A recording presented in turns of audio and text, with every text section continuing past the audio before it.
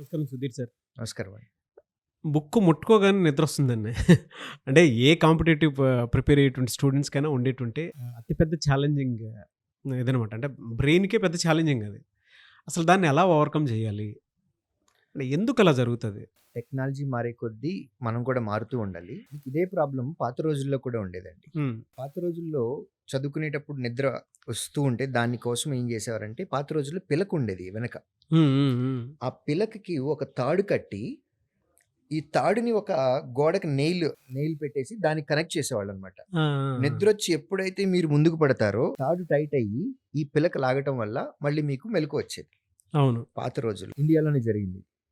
చైనాలో ఆ నిద్ర పోకుండా ఉండటం కోసం ఈ కనురెప్పలకి కింద పైన ఇక్కడ మ్యాచ్ స్టిక్స్ పెడతారు. హ్మ్. కనురెప్ప పడకుండా ఉండటం కోసం. ఇయన్నీ పాత రోజుల్లో జరిగినయి. ఫన్ పార్ట్ కోసం చెప్తున్నాను నేను. ఆ రోజుల్లో నిద్ర రాకుండా మనం కాన్సంట్రేట్ చేయటానికి అప్పట్లో వాళ్ళు అవలంబించినటువంటి పద్ధతులవి. ఇప్పుడు మనం ఈ జనరేషన్‌లో కొత్త జనరేషన్‌లో ఉన్నాం. దీనికి తగ్గయి కూడా మనం చేసుకోవాలి. మీకు ఫస్ట్ ఆఫ్ ఆల్ నిద్ర ఎందుకొస్తుందో మనం దాన్ని కాన్సంట్రేట్ చేయాలి. ఫిజికల్‌గా బాగా ఎక్కువ కష్టపడ్డారు. బాడీ బాగా అలిసిపోయింది. అప్పుడు నిద్రొస్తదండి. మైండ్ తోటి బాగా ఎక్కువ స్ట్రెస్ చేయించినా, ఎక్కువ పని చేయించినా సరే ఆకలేస్తది. కడుపు నిండా అన్నం తిన్న వెంటనే నిద్రొస్తది. మూడో కేసు. మన మైండ్ ఫోకస్డ్‌గా లేకుండా, హ్మ్. మనం ఒక గోల్ లేకుండా హ్మ్. క్యాజుయల్‌గా ఉన్న కేసుల్లో కూడా నిద్రొస్తది. పుస్తకం తీసి చదవటం మొదలుపెట్టిన వెంటనే. మనకి ప్రతి మనిషి లైఫ్‌లో అవమానాలనేవి ఉంటాయండి నాగరాజు గారు.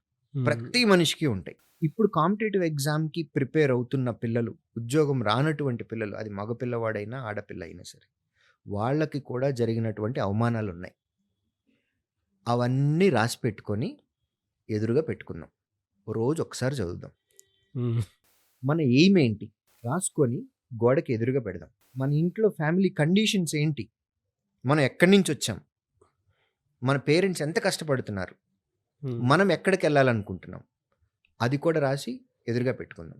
మనం ఏ మనిషినైతే మనం రోల్ మోడల్ అని అనుకుంటున్నామో మన లైఫ్‌లో, మనం ఏ మనిషి ప్లేస్‌నైతే అలా మనం ఉండాలి అని అనుకుంటున్నామో, ఆ మనిషి యొక్క ఫోటో ఎదురుగా పెట్టుకుందాం. హ్మ్. ప్రతిరోజు అవి చూస్తా ఉందాం.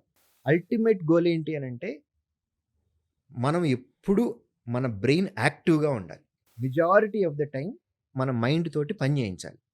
అది సబ్జెక్ట్ నేర్చుకోవటం కానివ్వండి, ప్రాక్టీస్ చేయటం కానివ్వండి, మాక్ టెస్ట్‌లు రాయటం కానివ్వండి, మాక్ టెస్ట్‌లు అనాలిసిస్ చేసుకోవాలి అనే దానికి.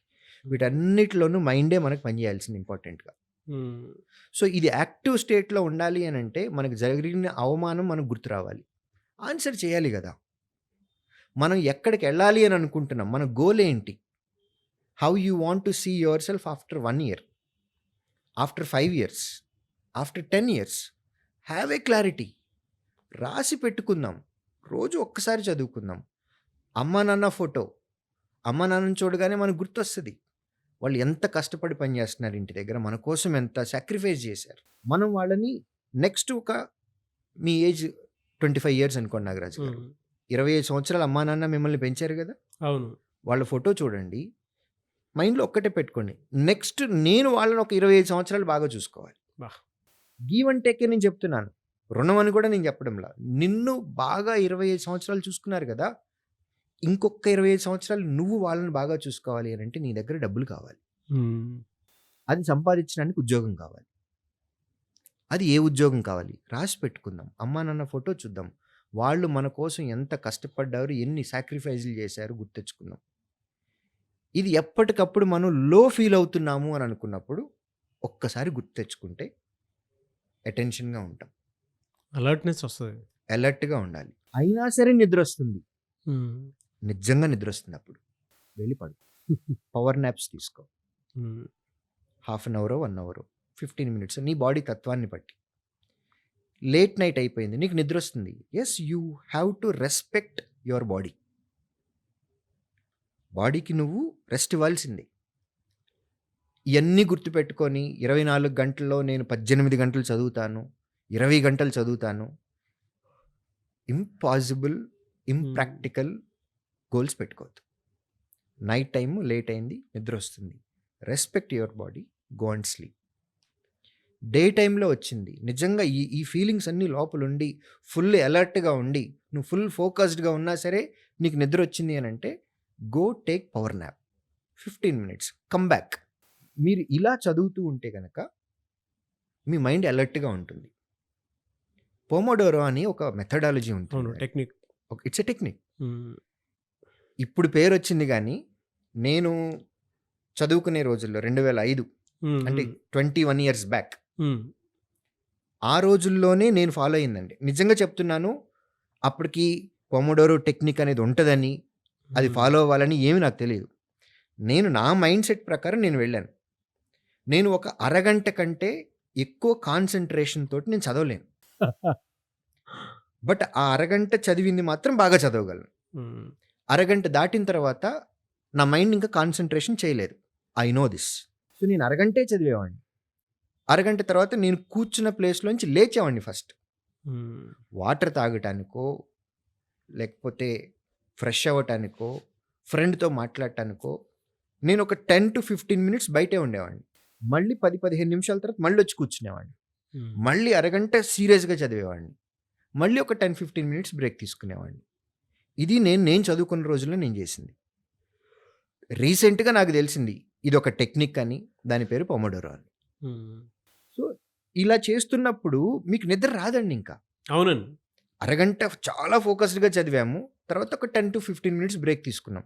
ఆ బ్రేక్‌లో మొబైల్స్ మాత్రం పట్టుకోవద్దు ప్లీజ్. వన్స్ మొబైల్ పట్టుకున్నాము అనంటే, ఇంక ఈ ఫింగర్ ఇట్లా పోతూనే ఉంటది. హ్మ్. ఇప్ అర్థమైంది కదా! రీల్స్. అవును. ఇంక జరుగుతూనే ఉంటుంది ఇది. దయచేసి మొబైల్ మాత్రం చూడొద్దు. రీల్స్ అస్సలు చూడొద్దు. వీడియోలు అస్సలు చూడొద్దు. హ్మ్. ఫ్రెండ్ దగ్గరికెళ్ళండి మాట్లాడండి. నువ్వు అరగంట చదివావు గదా! ఈ అరగంటే ఎక్స్‌ప్లెయిన్ చేయి పోనీ. ఈ అరగంటలో నీకేమైనా డౌట్ వస్తే ఫ్రెండ్ తోటి డిస్కస్ చేయి. ప్రొడక్టివిటీ పెరుగుతుంది. లేదు ఒక టీ తాగిరండి. లేదు ఫ్రెండ్‌తో మామూలుగా మాట్లాడిరండి. హ్మ్. మళ్ళీ వచ్చి కూర్చొని మళ్ళీ ఒక హాఫ్ అన్ అవర్ చదవండి. ఇలాంటి టెక్నిక్స్ ఏదో ఒకటి మీ బాడీ తత్వానికి, మీ మైండ్ సెట్‌కి సంబంధించి సెకండ్ పర్సన్ వచ్చి జడ్జిమెంట్ ఇచ్చి మీకు ఒక సలహా ఇచ్చేదానికంటే అసలు మీ బాడీ తత్వం ఏంటో మీరు తెలుసుకొని, దానికి రెస్పెక్ట్ ఇచ్చి, మీరు ఏ పొజిషన్ రీచ్ అవ్వాలి అని అనుకుంటున్నారో, ఆ రీచ్ అవ్వటానికి మీ అంతట మీరు ప్లాన్ వేసుకోవాలి. అందులో కొన్ని టెక్నిక్స్ మాత్రమే నేను చెప్పాను. ఇవే టెక్నిక్స్ అందరికీ ఉపయోగపడతాయని నేను చెప్పడం లేదు. ఒక్కొక్కరికి ఒక్కొక్కలాగా ఉంటుంది. బట్ రియాలిటీ ఏంటి అనంటే, అసలు మనం దేనికోసం వస్తున్నానంటున్న దానికి ఒకసారి ఆలోచించుకుంటే మన పేరెంట్స్ ఇమేజ్ మైండ్‌లోకి వచ్చేసి సరిపోతుంది సార్. మీరు ఇందాక ఒక మాట అన్నారు. ఒక 25 ఇయర్స్ వాళ్ళు మనల్ని పెంచి పోషించారంటే, ఆ మిగతా 25 ఇయర్స్ మనం వాళ్ళని ఏ విధంగా చూసుకోవాలనేటువంటి దాని మీద మనకు ఒక క్లారిటీ ఉండాలి. ఒక నిజమైన గోల్ డ్రైవింగ్ ఫోర్స్ అనేది ఒకటి ఉండాలి నాగరాజు గారు. డెఫినిట్‌గా ప్రతి అండి. మనిషికి. డెఫినిట్‌గా. ఆ డ్రైవింగ్ ఫోర్స్ హ్మ్. అమ్మా, నాన్న రూపంలో రావచ్చు. హ్మ్. అంతకంటే మించిన ఎమోషన్ ఏముంటుంది? మీరు చెప్పినప్పుడు మాత్రం నాకు చాలా బా అనిపించింది. హ్మ్. యాస్ ఎ కామన్ అంటే కామన్ మ్యాన్‌కి ఉండేటువంటి కామన్ ఎమోషన్ కూడా అదే. వాళ్ళని బాగా చూసుకోవడం కోసమే మనం ఇంత కష్టపడి ఇచ్చేసేది. అది ఇంకా ఆ ప్రాసెస్‌లో అంటే ఒక సైనికుల్లానే మనం బిహేవ్ చేయాల్సినటువంటి అవసరం ఉంటుంది. యెస్. థాంక్ యూ అండి. Thank you so much Sudheer sir. Thank you.